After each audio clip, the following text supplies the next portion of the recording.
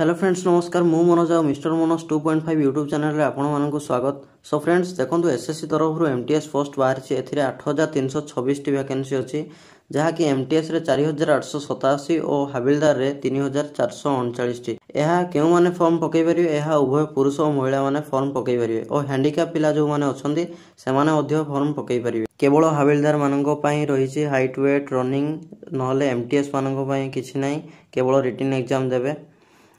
शिक्षागत योग्यता कहले 10वीं पास करथिले याको आवेदन करि परिबे। एहारो एज लिमिट रहउछि 18 रु 25 एही भितर जो पिलानकर एज होतो से माने अप्लाई करि परिबे। सो फ्रेंड्स आपण माने देरी न करी जल्दी जल्दी अप्लाई करि दियंतु कारण एहारो 27/6/2024 रे बाहरथिला। यार लास्ट डेट रहउछि 31/7/2024 एवं यार एप्लिकेशन फ्री रहउछि 100 टंका। जो माने अप्लाई करिया पई इंटरेस्टेड मु वीडियो रो डिस्क्रिप्शन रे लिंक दे दिछि आपण चाहिले आवेदन करि परिबे। सो फ्रेंड्स जदि वीडियो भल लागिता वीडियो को लाइक करी चैनल को सब्सक्राइब कर दियंतु। धन्यवाद।